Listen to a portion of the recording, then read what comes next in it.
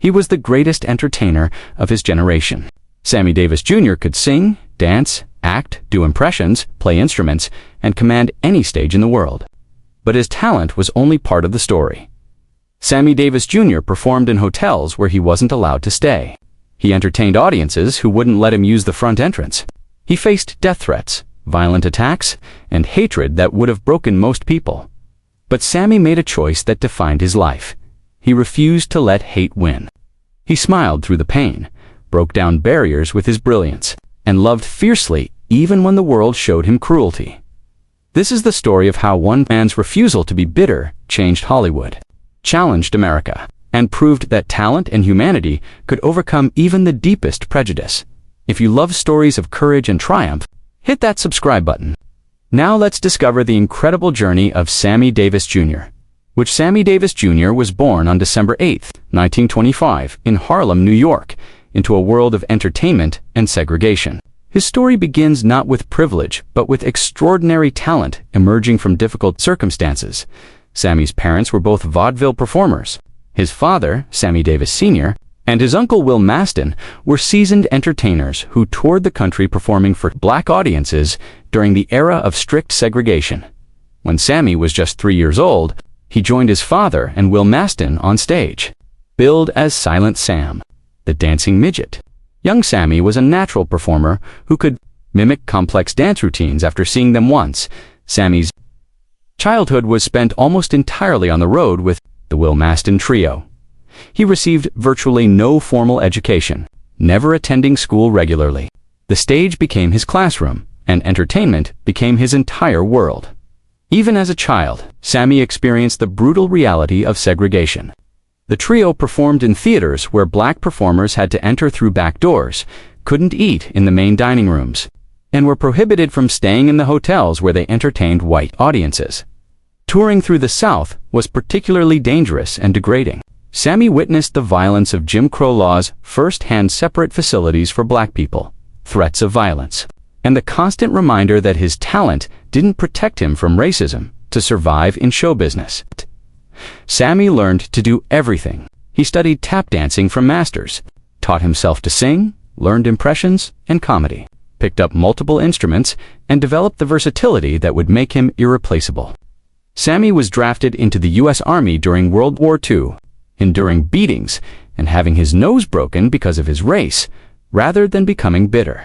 Sammy used his military experience to develop resilience.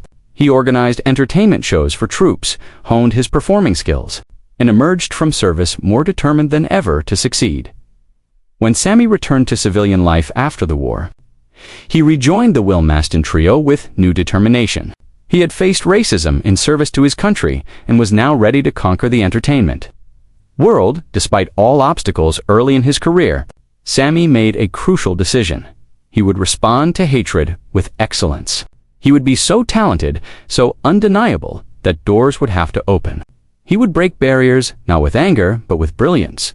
By the 1950s, Sammy Davis Jr. was becoming impossible to ignore. His talent was so extraordinary that even racist venues couldn't deny his star power. But success came with its own challenges. Sammy's breakthrough came at New York's Copacabana nightclub, where his performances became legendary. He would sing, dance, do impressions, play drums, and leave audiences stunned by his versatility and energy. Sammy became a star attraction in Las Vegas, performing at major casinos. But the paradox was brutal. He could entertain in these venues, but couldn't gamble in the casinos, swim in the pools, or stay in the hotels where he was the headliner at the Sands Hotel. Where Sammy performed to sold-out crowds, he wasn't initially allowed to stay as a guest. He had to lodge in a boarding house in the black section of town until Frank Sinatra intervened and insisted Sammy stay at the hotel. Sammy's friendship with Frank Sinatra became a lifeline and a statement. Sinatra refused to perform at venues that discriminated against Sammy, using his star power to force integration in places that would have remained segregated. The Rat Pack Sinatra, Dean Martin, Sammy, Peter Lawford, and Joey Bishop-Beek, a cultural phenomenon. But Sammy's presence in the group was also a political statement about integration and equality in entertainment. In 1954, Sammy's life changed dramatically when he was in a devastating car accident that cost him his left eye. The accident could have ended his career, but instead, Sammy returned to performing within months, wearing a glass eye. During his recovery, Sammy converted to Judaism. He was drawn to the religion's history of persecution and resilience, finding parallels to the Black experience in America. His conversion was sincere and became a central part of his identity. Sammy conquered Broadway with Mr. Wonderful in 1956, becoming one of the first Black performers to headline a major Broadway production. His success opened doors for other Black entertainers. Television appearances made Sammy a household name. His performances on variety shows demonstrated his incredible range to millions of American homes, helping to break down racial barriers in living rooms across the country. In 1960, Sammy married Swedish actress May Britt, an interracial marriage that sparked outrage and threats. They received death threats, lost work opportunities, and faced tremendous pressure. But Sammy refused to hide his love. Despite campaigning for John F. Kennedy, Sammy was disinvited from the presidential inauguration due to his interracial marriage. The rejection hurt deeply, but Sammy continued supporting civil rights causes. Throughout all these challenges, Sammy made a conscious choice to respond with love rather than bitterness. He would later say that hatred was too heavy a burden to carry, and he refused to let others' prejudice poison his spirit. Sammy Davis Jr.'s success put him in an impossible position during the civil rights movement. He was expected to be a leader while also maintaining his career in an industry that punished political activism. Sammy financially supported civil rights organizations, performed at benefit concerts, and used his platform to advocate for equality. He donated substantial money to the NAACP and other organizations. Fighting for civil rights, Sammy participated in the 1963 March on Washington, where Martin Luther King Jr. delivered his famous speech. Being present at this historic moment was deeply important to Sammy personally. Sammy faced criticism from all directions. Some Black activists felt he wasn't militant enough and criticized his friendships with white performers. White conservatives attacked him for supporting civil rights. He couldn't please everyone in 1972. Sammy's infamous embrace of President Richard Nixon at the Republican National Convention became one of the most controversial moments of his career. The photograph damaged his reputation in the Black community. Sammy later explained that he believed in working within the system to create change. He thought personal relationships with powerful people, regardless of party, could help advance civil rights. Many disagreed with his approach. The constant pressure to be a political symbol while maintaining his entertainment career took a severe toll on Sammy. He struggled with stress, developed addictions, and fought to balance his various responsibilities. His marriage to May Britt ended in divorce in 1968, partly due to the tremendous pressure they faced as an interracial couple and the demands of Sammy's career and activism. Through all the controversy and criticism, Sammy never stopped performing. He appeared in films like Ocean's 11 and Robin and the Seven Hoods, recorded hit albums, and maintained his status as a top entertainer. Sammy's strategy was to be so excellent, so talented, so valuable, that integration became economically necessary. He proved that Black performers could draw mainstream audiences and generate significant revenue.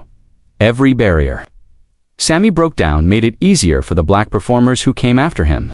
His success in Vegas, on Broadway, in films, and on television created opportunities that hadn't existed before.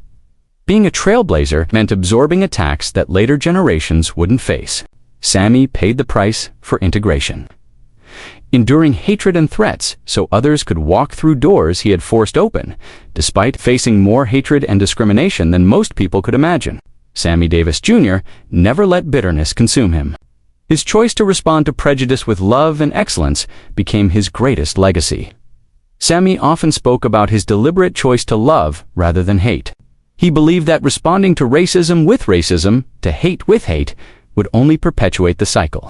He chose to break that cycle through love and excellence. In the 1970s and 1980s, Sammy experienced a career resurgence.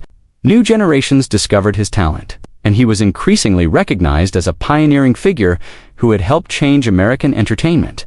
Later in life, Sammy worked to reconcile with those who had criticized his political choices. He acknowledged mistakes while explaining his motivations, showing humility and growth.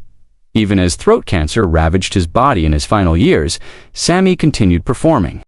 He appeared with Frank Sinatra and Dean Martin on their reunion tours, refusing to let illness stop him from doing what he loved. Sammy's final performances, delivered while dying from throat cancer, demonstrated his incredible spirit. He could barely speak, but he still gave everything to his audiences. Smiling through the pain, when Sammy Davis Jr. died on May 16, 1990, at age 64, the entertainment world mourned a legend. His funeral brought together people from all walks of life, races, and backgrounds, a testament to the bridges he had built. Frank Sinatra delivered a moving tribute to his friend, speaking about Sammy's courage, talent, and the love he showed despite facing so much hate. Sinatra called him the greatest entertainer who ever lived. Sammy's impact on future generations of black entertainers is immeasurable. Artists from Michael Jackson to Beyoncé have cited him as an influence, and his path-breaking work made their careers possible. Sammy Davis Jr. proved that talent transcends race, that excellence can overcome prejudice, and that choosing love over bitterness is not weakness, but the ultimate strength. By the end of his life, many of the barriers Sammy fought against had fallen. Black entertainers could stay in any hotel, perform anywhere, marry anyone, and be treated as equals, largely because pioneers like Sammy had refused to accept less. Sammy wasn't perfect. He made controversial choices, struggled with addiction, and sometimes prioritized his career over activism in ways that drew criticism. But his imperfections don't diminish his importance as a barrier-breaking figure. Throughout everything, the violence, the death threats, the criticism from all sides, Sammy's smile never faded. That smile wasn't ignorance or compliance. It was defiance. It said, "You won't break me. You won't make me hate." Sammy Davis Jr.'s life teaches us that we can choose our response to hatred. We can meet prejudice with bitterness, or we can respond with excellence, love, and an unwavering commitment to breaking down barriers through our actions. Sammy Davis Jr. broke barriers, faced unimaginable hate, and never stopped smiling. His choice to respond to a hateful world with love, to meet prejudice with excellence, and to break down doors through sheer brilliance changed Hollywood and America forever. He showed us that the greatest revenge against those who hate you is to succeed spectacularly while refusing to become bitter yourself. His legacy isn't just his incredible talent, it's his demonstration that love is stronger than hate, that excellence can overcome prejudice, and that one person's refusal to be defeated can change the world. Sammy Davis Jr. was more than the greatest entertainer of his generation. He was a civil rights pioneer who integrated American entertainment, not with protests but with performances so brilliant they couldn't be denied. He was a man who chose love over bitterness and left the world better than he found it. If Sammy's inspiring story moved you, please share this video and subscribe for more stories of courage and triumph. Thanks for watching. And remember, when the world shows you hate, responding with love and excellence isn't weakness, it's the ultimate strength.